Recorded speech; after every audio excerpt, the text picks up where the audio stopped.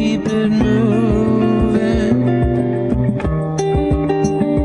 I'm doing no harm.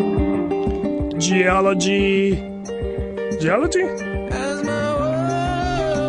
Mini geology. Mini geology. Comes crashing down. I'll be dancing, freaking out. Good morning, Houston. Good morning, Texas. Good morning, world. Here we are in Montrose neighborhood, KPFT, HD3 channel.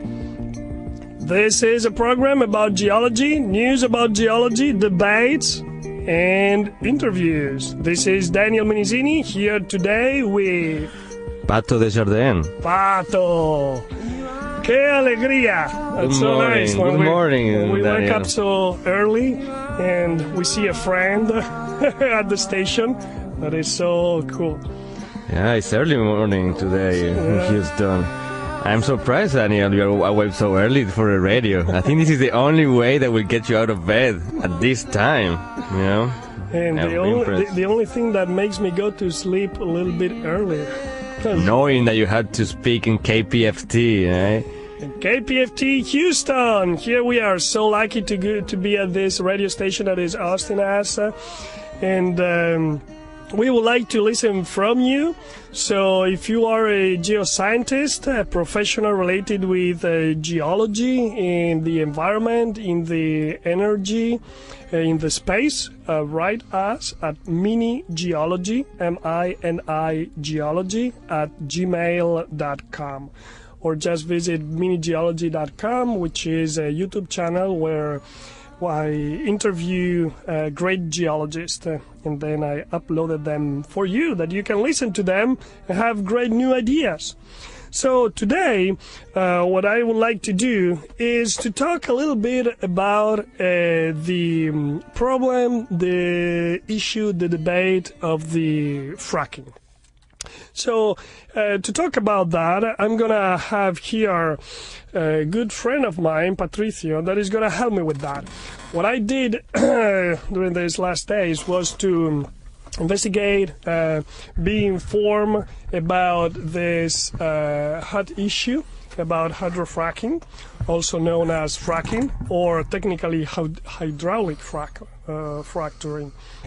So I read several magazines and books and websites, and specifically I'm going to talk today about information that I retrieved from the website ProPublica and from the EPA documents, as well as from a book from Alex Prud'homme, which is titled Hydrofracking, What Everyone Needs to Know. So, hydraulic fracturing. This is the word, the technical word for what otherwise is known as fracking, which could be written with 2 C's, with 1 C, with CK, etc. So this is an activity frequently used to enhance oil and gas production from the underground rock formations. The activity consists in injecting fluid, and that is why we talk about hydro, and down a production well under a pressure that is so high that it can fracture the rock formation that contains the hydrocarbons, the oil or the gas, to be extracted. So that's why we say fracturing or fracking. So we put it together and it's hydraulic fracturing. Is that correct? That's correct. Excuse me, Daniel. That's correct. And something interesting, so you said you had to put a lot of pressure in the ground. And around how many horsepower those trucks on the surface have to get to fracture the rock? How many horses do you need? 50,000 horses. 50,000 horses. Imagine, having 50,000 horses just pushing and pulling, and just to really fracture these rocks that are sometimes up to, several thousand pounds per foot. or pounds of pressure. So I would say typically here in West Texas, maybe 6,000, So we had to reach up to that. First, you need to reach that pressure with the fluid that you're injecting in order to break it. You had to get that pressure, and then you had to get to what we call the frac gradient of that rock, different rocks. So how do you produce all of that pressure? What kind of... Use compressors. Usually we have maybe one of the more typical pictures of the hydraulic fracking or hydraulic induced fracturing, if you want to see the more scientific term, or the industry term. There are trucks. You see lining up trucks, like maybe 12 trucks lining up, facing each other or facing the butts to each other, and we have there just big pumps. How many trucks are there? 12, maybe that 12 would be a good number. 12 trucks just parked, backed into each other, all connected to a main fault, and these trucks are just putting pressure into a mixture of water and sand. Usually what we use now is water. Yeah, by the way, sand. so the fluid that usually carries prud'homme, which is either sand or ceramics, into the newly created fractures, because the important thing is to keep them propped open. Mm-hmm. That's the reason why we call it prud'homme. And to keep fractures open is important to allow the flowing of the hydrocarbon through the fractures and up the production well to the surface, where the hydrocarbon are collected and managed. And together with the oil and gas, also other fluids flow up the surface, including the ones that are pumped down. Yeah. You got to retrieve all the water that you have pumped, usually depending on the formation, because that's kind of depending on rock type. You can recover 80% of the water that you have pumped. Sometimes we get 30%. So you wonder where all the water went. Wait, and where is the water going? Sometimes it just changes the fluid. So if you have a rock that in the pores have hydrocarbons, the water, depending on the type of rock, that the water will replace the hydrocarbon and push the hydrocarbon out, and it's just so it remains down there. It remains in down there. That's a case, for example, typical case of a famous new rock in Argentina, Vaca Muerta, which we inject a lot of water and we recover very little back, and it's because this particular rock has the ability in the way this rock to just replace the fluids 1-to-1, which is very good because they produce water that we get from these wells. We have to treat it. It's not you can dispose of that, Yeah, in the because backyard. the water that we push down is not exactly clean water or just water. It's water with a lot of additive and chemicals, right? Yeah, so I would say that with time now we're putting less and less chemicals. We used to be, the industry used to be kind of wanted to be more technological and add this additive, this different gel to make the propant be different, more flow rate more. But now industry has realized that the best is just to put just water. The simplest. Yeah, the simplest is the water with some clay stabilizers. In the case you have clays, minerals that will swell with water, so we need that. And then biocides, because you don't want any bacteria or any organism to go down into the subsurface. Why? What happens if you put bacteria down into the so they will subsurface? start eating the hydrocarbon and produce H2S, with an acid. So you can look like if you don't treat with antibiotics these fluids, what happens is that you have bacteria, and they are like NASA, pushing them down in the middle of the and just of the loving all planet. that food. Yeah, hydrocarbon. Hydrocarbons. The origin of hydrocarbon is life. Yeah, but those are bad parts of organic matter. Those are not like alive. So you're saying that bacteria, they are living here on the surface, and inadvertently they could be pushed down, and they survive. Not only survive, they thrive because they find food. Yes, Which is the hydrocarbon. But the byproduct of that is H2S. So, and that's something that H2S, hydrogen to sulfurs, sulfuric acid. So you don't want to. That's nasty. If you get a well we call sour, because you have H2S, then becomes all the pipes that you have to have in surface has to be ready to manage H2S. If not, if you have H2S leak, that's deadly. That's something that you cannot get. That had not happened. So a lot has changed in the technical side in such a small time, because the boom of the fracking, as many of you may remember, it occurred not that long ago, let's say a decade. But this activity, the fracking, exists since the 40s. Since then, 1 million wells have been hydraulically fractured. But 1/3 of this 1 million, they were hydraulically fractured since 2000. So 2000 to today, 2017, when fracking, in combination with the horizontal drilling, and this is important to expose more of the hydrocarbon-bearing rock to the production well, this horizontal drilling revolutionized the oil and gas industry.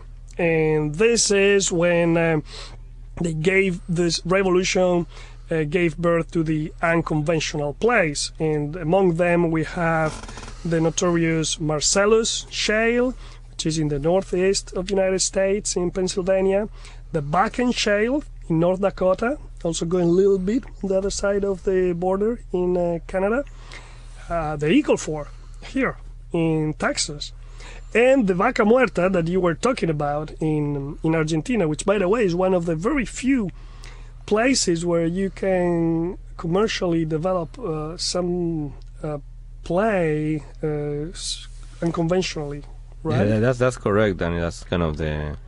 Vaca Muerta is in the basin that has been producing oil and gas for some time. Historically, it's not like West Texas, but and there is some sort of infrastructure, and it's a culture of of drilling or of producing hydrocarbons. So that made that a little bit easier to get in, take the technology and take the rigs that we have here, and to put them there to drill horizontal wells.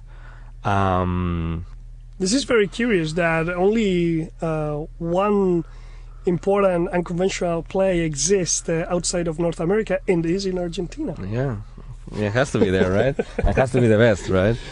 But so I had a chance to work a play in China, and it was kind of before Argentina, actually, or maybe at the same time Argentina was getting started in 2011, 2012. I got the chance to go see and work on an unconventional play in China, in the Sichuan Basin, the Longmanxi Formation. It was Ordovician, Silurian in age. And then it didn't work. We were not successful in the way because it was so complex, the structure of the subsurface. So the rocks were already really fractured. It was in the back of the Himalayas, or just and so you can imagine how these rocks fractured and folded and thrusted it is, that rock in there. Yeah, so it was really hard to predict. One well to another was a lot of difference because of that, and that was kind of the.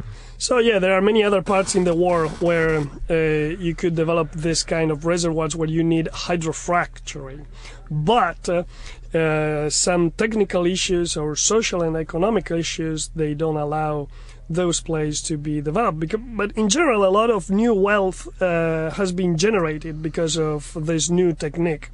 But some concerns exist about potential pollution, especially of drinking water.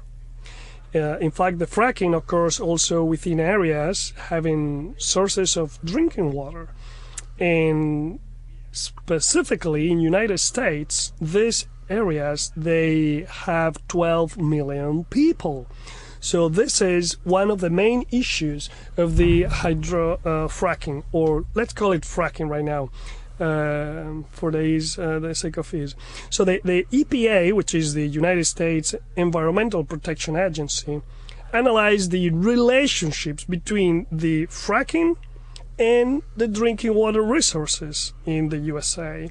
And his report came out less than 1 year ago, in December 2016, after 6 years of study. And I read it. I can't believe it. I read a document of the EPA, and in here I summarize it for you. So the EPA conducted independent research, engaged stakeholders through technical workshops and roundtables, and reviewed approximately 1,200 site sources of data and information, and conducted its own research. In fact, they also publish around 25 papers in peer-reviewed journals. Now, the report found evidence that fracking has contributed to drinking water contamination in all stages of the process.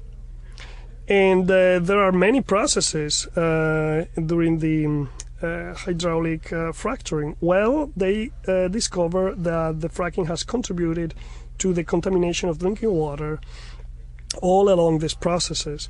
And the following combinations that I'm going to enumerate for you, this combination of activities and factors are the more likely than others to result in more frequent or more severe impacts. So, first, it could happen that the contamination occur when groundwater resources are limited or declining. 2, during injection of the hydraulic fracturing fluids into wells with inadequate mechanical integrity, which means that the cement that is around the hole is not good enough. 3, with spills when the wastewater returns through the well after injection.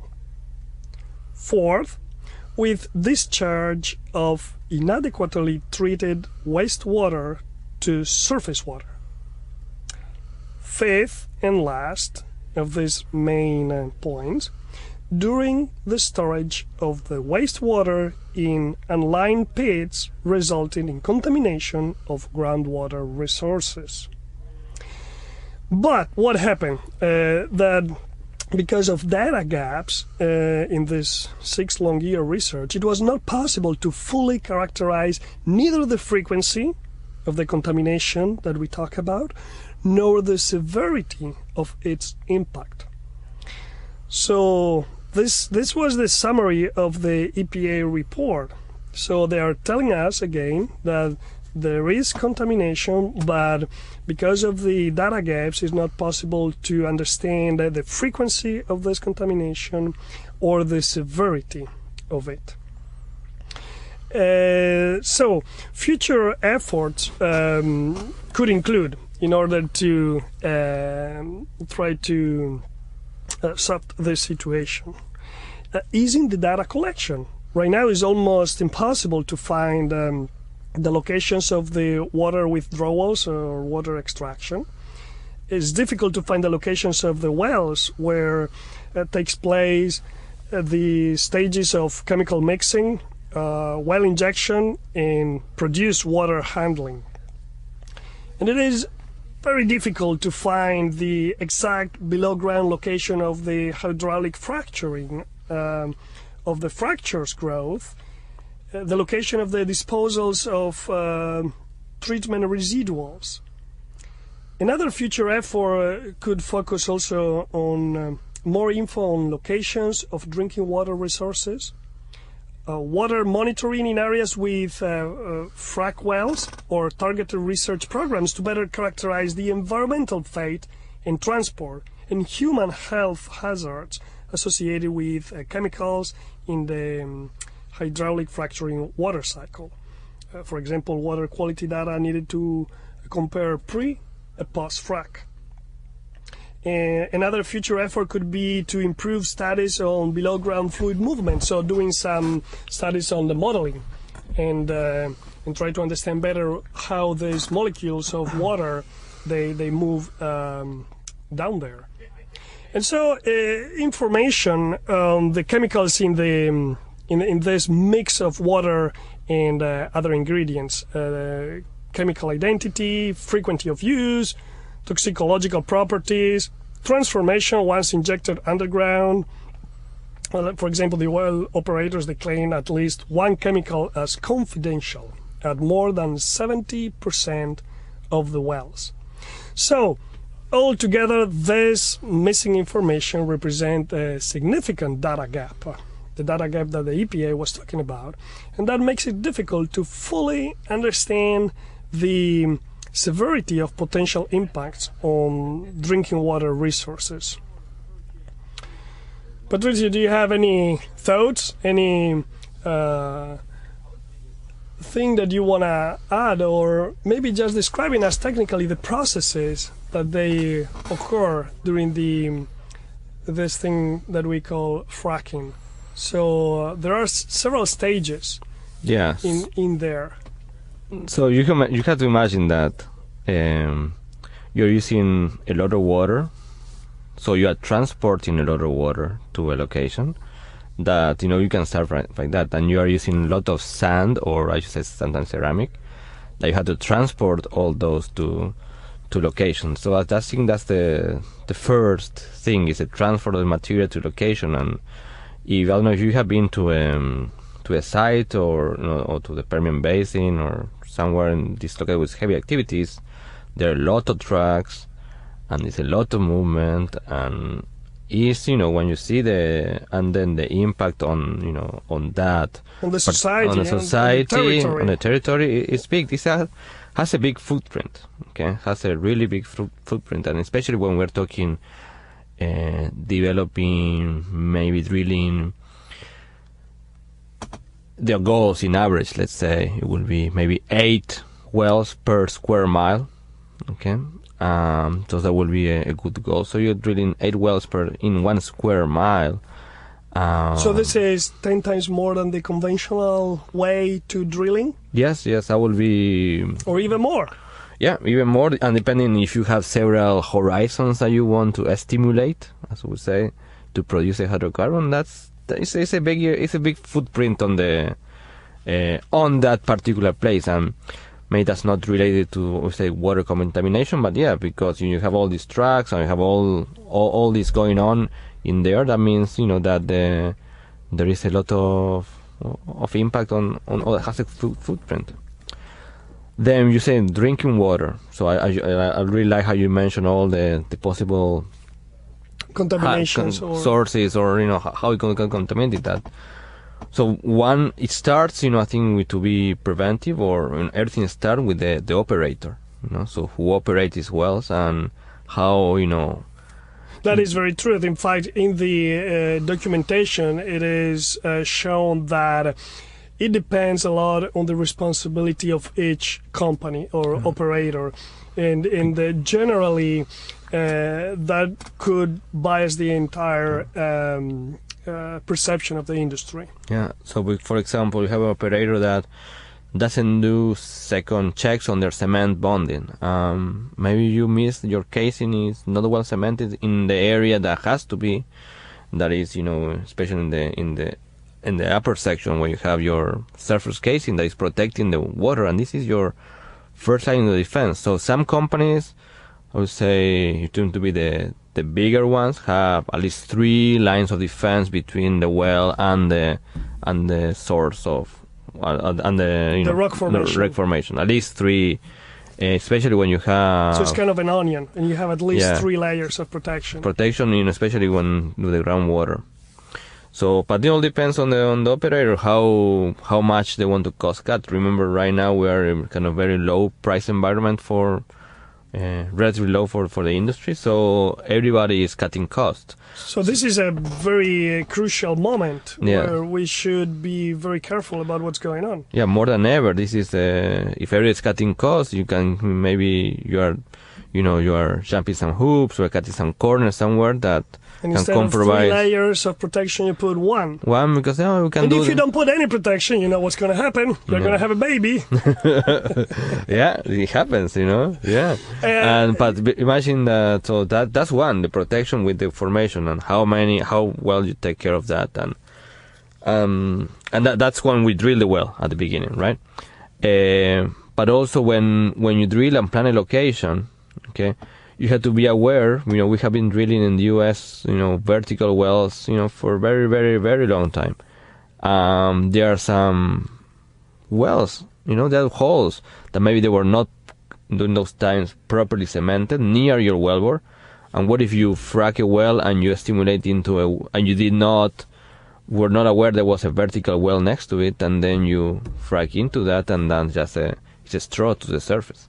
And can you explain also what is the distance between the ground, the aquifer, so where we have the drinking water storage naturally underground, and the place where you produce the hydrocarbon through the fracking? Yes. So most of I will tell you, for my experience, mainly where I've been, in the place I will have the chance to work on. Usually, drinking water is within the first 400 feet, 600 feet, or let's say, if you want to be broad, you have 1,000 feet in the surface that you can protect, and then usually right now the activity I have seen is around 10,000 feet, so 8,000 feet below, 7,000 feet below. That's kind of very common. So let's translate for our people listening from around the world that they don't use these weird units and they use the international standards. So we are talking about a few hundred meters. Yeah, for the surface water. For the aquifers where we have the natural water storage in the ground, and then you go down 2 to 3 kilometers. Yeah. To hydrofrack. Yeah. And what about the height of this fracking? When you use these 55,000 horses to create pressure, and they're kicking and you push, and they're kicking water with ceramics and some little ingredients that they go down there. So what is the height of that fracture? It fractures vertically. In how far it goes from the well. Yeah. At that point is horizontal. Yeah, that's the finding out the height, what we call the fracture height, is key for many aspects. One is have an idea of how much rock you stimulate and how much rock you are going to produce. So that goes into your volumes and reserves. Then also we'll tell you about potential interference between wells, so how much apart you can put the wells, because you don't want it to completely interfere, which maybe want them to interfere a little bit. All of this is important to optimize the economics and understand if it is worth it or not to start producing a play. So that's key, and in the part of it, just very quick on the economic, you want to. So what is the width and height of these fractures? So I would say usually for microseismic, there will be, so maybe you will shake the ground and you try to see every point in the subsurface that have shaked, so you can read that. Wait a second, microseismic, what is that, microseismic? So what we do is we have earphones or geophones, we call them, on a wellbore nearby. Like the earphones we have now? Yeah, here? Right now, yeah. Like to receive sound, right? Yeah. In a wellbore that is nearby the one you are fracking or stimulating, and they are going to listen. So then you fracture a well, you inject water and half pressure with sand, you induce a fracture system, and the rocks will break. And every time the rock breaks, it makes a crack. Okay, crack, and as a sound. How is the sound? It's maybe. No, for me it's a point, and then when it breaks, wait a second. Yeah. Okay, and then you listen and you record. So at the end is. It continues breaking for a long time. Wait a second. You have Virgin and Sony in here. They're already thinking about new music to commercialize out there. So the rocks start to break, and break dance. Yeah, breaking and dancing. It would be like that. Breaking Bad. And no, the break wood. And then the sound is traveling through the rock, and your geophones, they read them, right? They can hear it. And if they can calculate, if you know, and then calculating the distance, possible distance, and the travel times, you can kind of. Okay, let's move on the trigonometry. Yeah, and then you can locate the vents where those. So you create a crack. And so, how far do the crack occur from the wellbore that has been fracked? Depends on the rock. So I will say, for me, if I had to say rule of thumb, I see the rock breaking around 600 feet, 1,000 feet. Okay. 1,000 feet? Yeah, you see events, but what's really that means 300 meters. Yeah. So the rock, you will hear the events, you will see that, but that's something the rock would have moved 300 feet away or 600 feet away.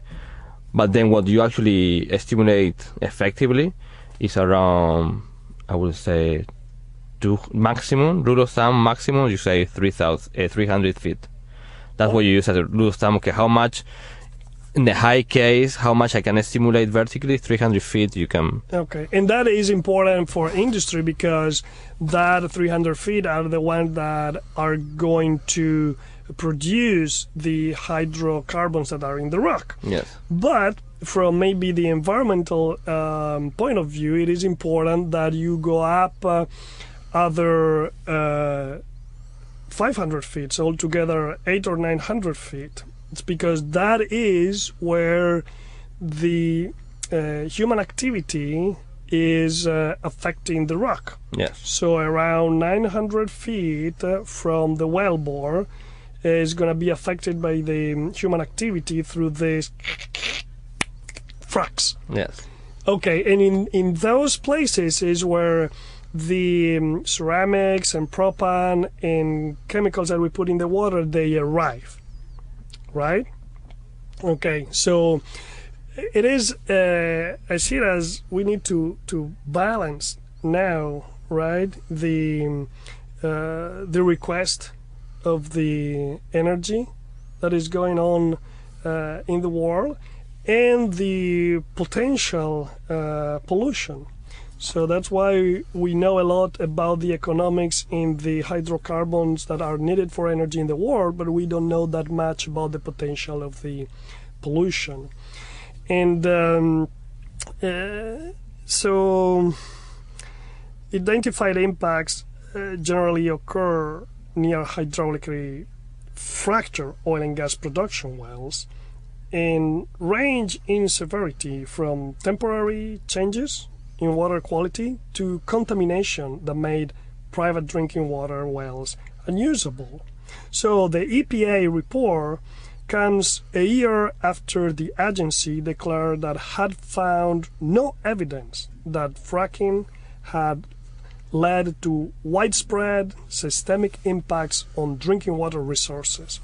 So in this updated report, the one that I summarized before, the EPA removed that sentence because they say it could not be quantitatively supported.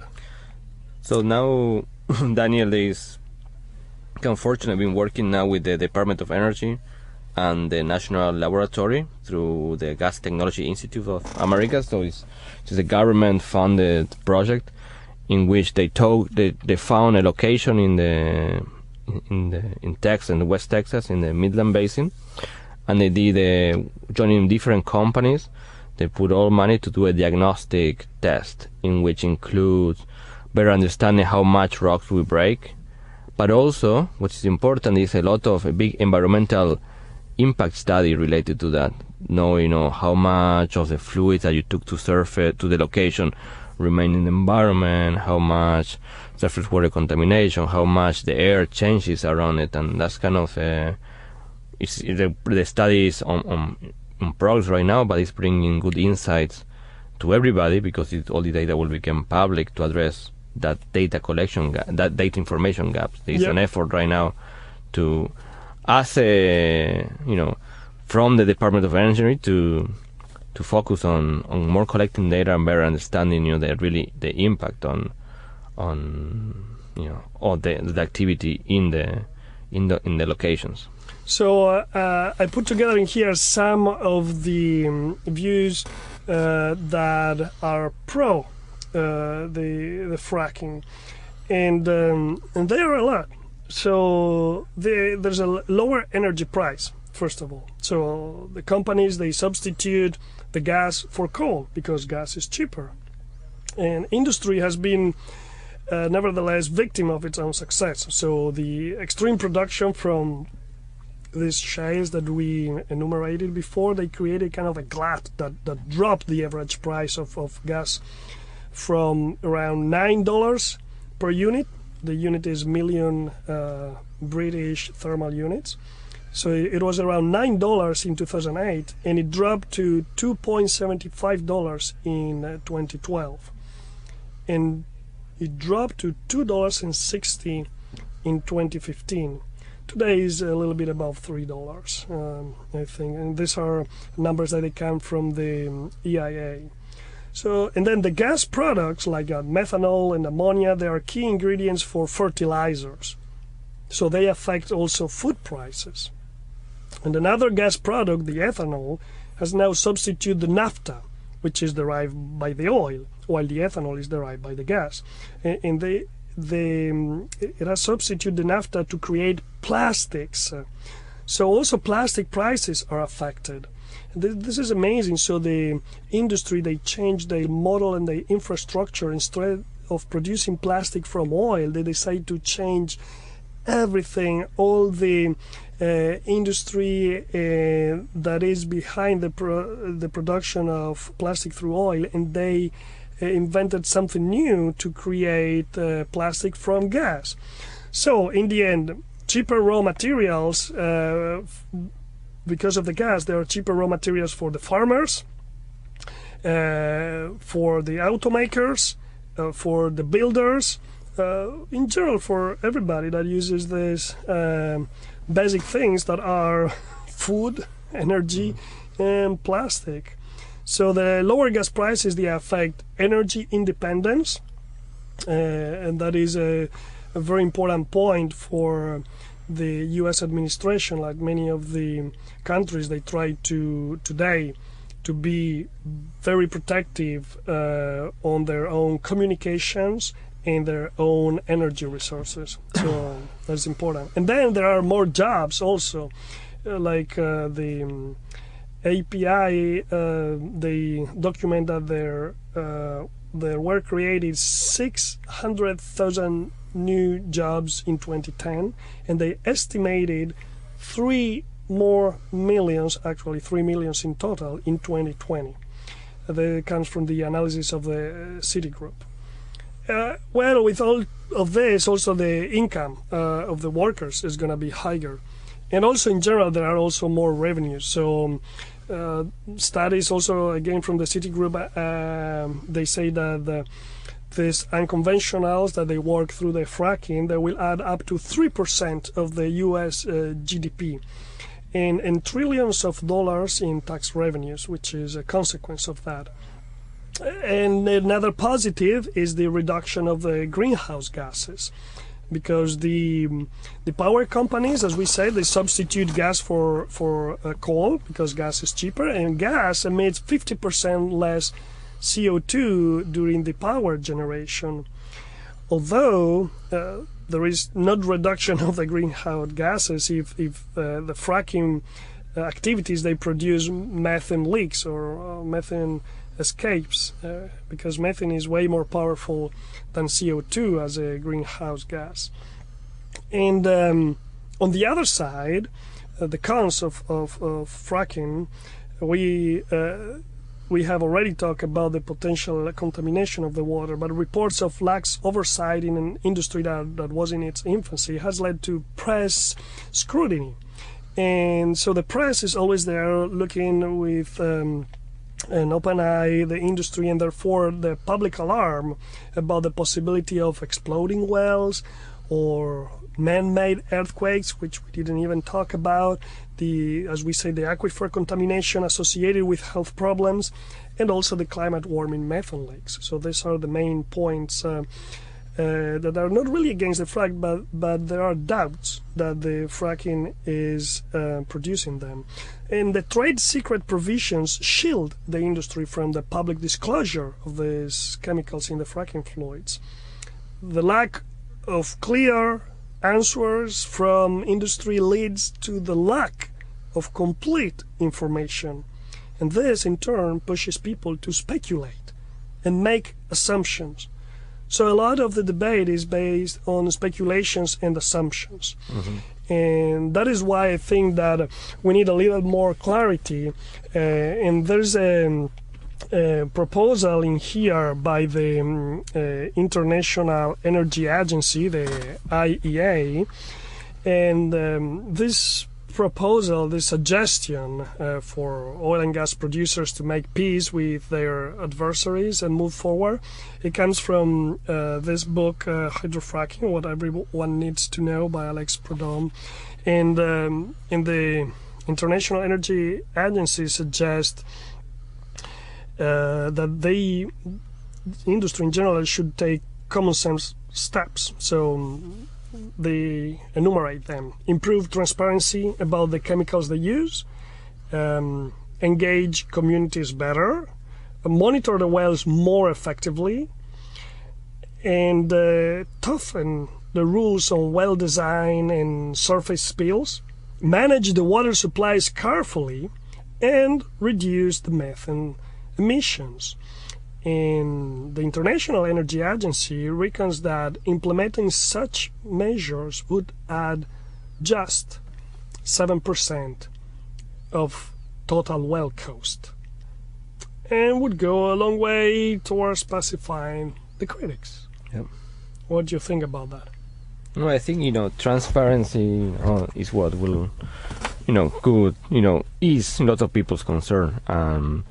Of course, if you don't know anything about hydraulic induced fracturing and you hear about it, of course you'll be scared and it doesn't sound good. The word fracking doesn't sound good, so that's the first impression you get from you hear about fracking. Oh, it's not positive, I think. And then, people's concerned about, you're injecting all this water into the ground, you're breaking the rocks.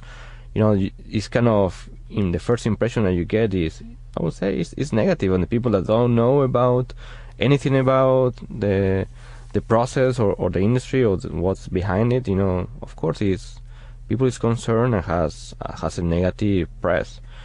But I think, if we can, thank you, Daniel, for doing this, talking about this, because this is what people need to do. People need to discuss and talk about it, and then the EPA, the Department of Energy, or the government in a way, is the one should be kind of responsible of taking care of it, or putting regulation and laws that the companies have to follow.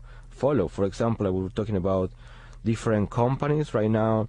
Depending on the culture of your company, you can cut costs and don't focus on safety. Some other companies put a lot of money in safety, but they do it right now because these are internal culture. It's not that it comes from the regulation that you have to disclose all your chemicals. But I think that's something reasonable. Yeah. So, but I think getting to to know more about what the people do and all the precautions that are taken into protecting the ground, because the companies are at risk when they operate. Because if let's say you have a leak or your well blows, you can lose your license to operate in that particular place. And if you lose your license to operate, imagine that you have shareholders behind you that give you money to invest, and then you're losing all their money, so they lose confidence, and at the end your company just loses reputation and hurts So it's a little bit of culture of the companies, like not that I want to compare companies with person, but like people, they have their own culture. It depends where they come from. So it's a little bit of that. Is another factor is also the regulations. The regulations that they come from above, that they are forced into the industry. So there should be a balance in here, because too many regulations, although they would prevent many contaminations and many bad things that they could occur, they would also freeze the activity of entrepreneurs that they are trying to move forward faster into new places with new ideas. So that means that some regulations should be in place, for sure, But if that was too heavy, you wouldn't have had this unconventional revolution that started here in Texas, where, like everybody knows, regulation is not as high as in the West Coast or the East Coast. So it's because of that permissive environment that allows industry to try new things and do more testing that we had the revolution in here. Now, from the other point of view, you may say, well, we don't want to risk a dam. Not at all. We don't want to risk. So we want to have super regulations. We want to be very strict. You cannot do this. You cannot do that.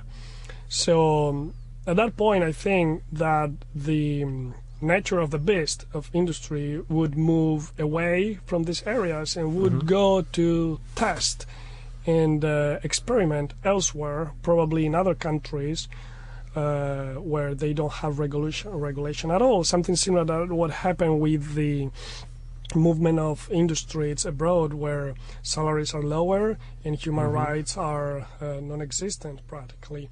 So it is better to have these activities under control close to us, even though we risk a little bit.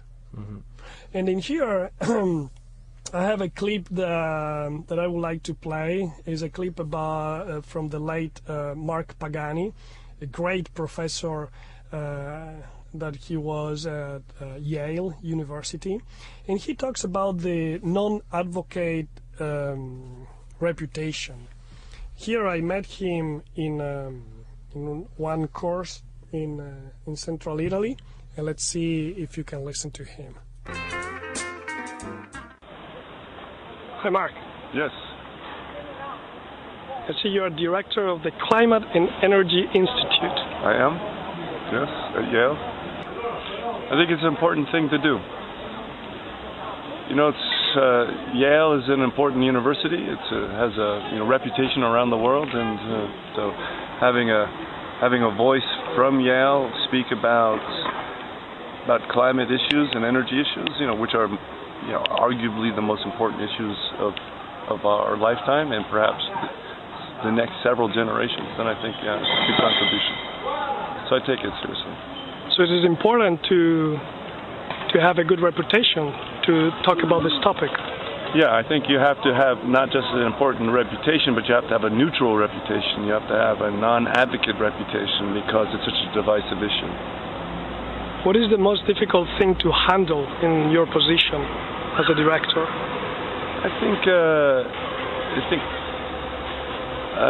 one of the important issues is to handle the idea of influence. To influence who? Well, you are always in an academic environment. You're always free, and you have to maintain freedom of thought and action, no matter how you are funded and how the institute is constructed, whether it's from the university itself, which inherently understands that you're free, or if you have external funds that come from environmental forces or from industry forces.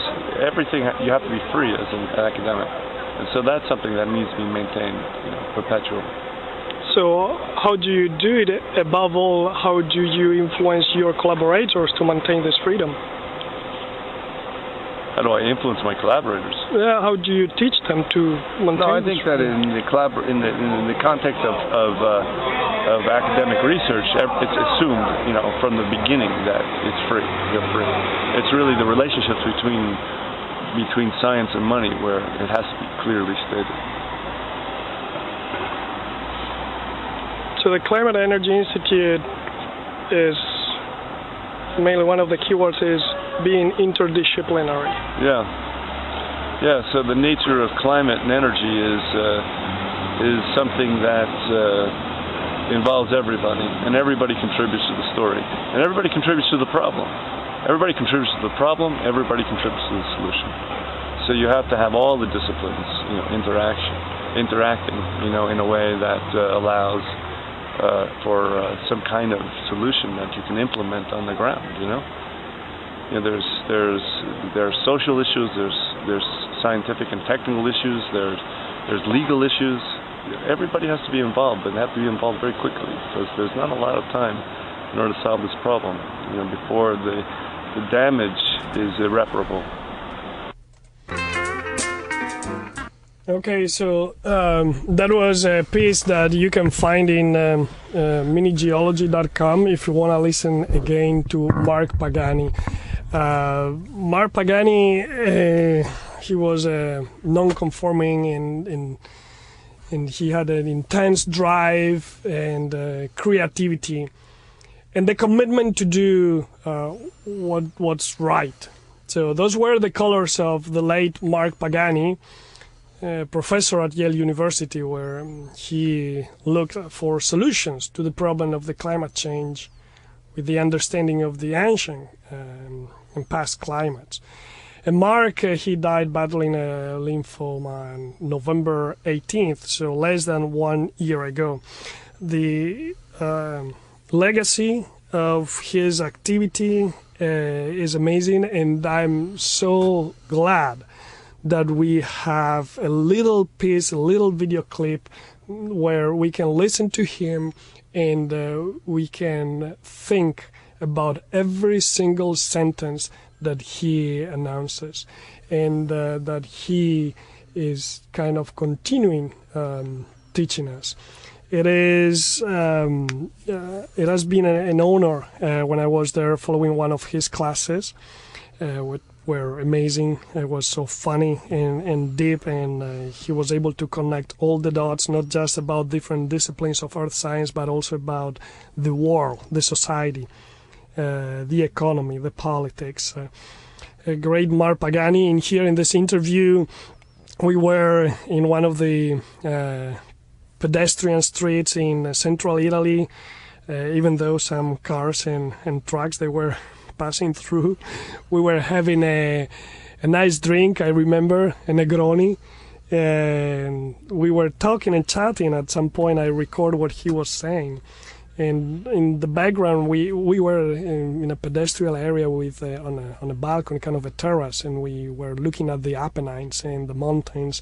And this is in an area where St. Francis was living 7-8 centuries before, and those connections between St. Francis, the mountains, and geology, they were captured in a book by Walter Alvarez, and he titled it Mountains of St. Francis.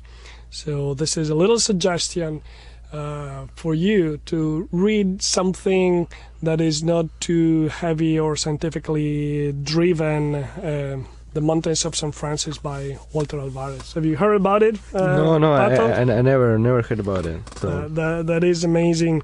These are the places where many geologists they have been studying. Those are the places where you find the KT boundary, where actually Alvarez he based his studies and his analysis for the discovery of this impact. In the KT boundary that created the or trigger the extinction of the dinosaurs and many other creatures. Wow. Yeah, so the Mountains of St. Francis. I need to read it again. And these areas are Umbria and Marche in Italy. All right, so it's almost time to go. I can't believe it. Almost time to go. So wow, that was fast, Daniel. Okay, yeah. But that was fun sharing and talking about this activity that is all around us, especially here in Texas. I think we must be the place in the world with the most activity related to the oil and gas today. And we should all be in a way proud of that. We're just keep going at it. Do it safely, I would say. Obviously, Patricio knows a lot of this because he's working in one of these energy companies, and he's heavily involved in the studies of the unconventional place.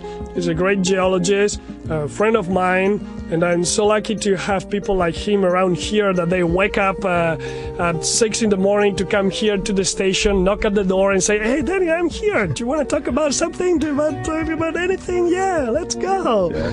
Thank you, Daniel, for inviting and creating this space. I'm not inviting you. You came up, you pop up, and that's what all of you should do if you live around here, or even if you want to fly in here, you come, we'll host you, we'll find a place in this big city, or even if 170,000 households they have been flooded, we're going to find a place for you, a couch, something where to sleep. Yeah, you can always couch surf in my house. Yeah. That's what we said. Yeah, so come here. We're going to host you royally. And goodbye to everybody. See you next time in Mini Geology radio show. Write us at Mini Geology, MINI Geology, at gmail.com. Visit the YouTube channel, minigeology.com, which is where I upload many of these interviews, including the one about Mark Pagani that you just listened to. And what else? Well, you can also try to Google Mini Geology and Rice University that is hosting a web page of mine, and you can read a little bit more instead of just listening to the videos.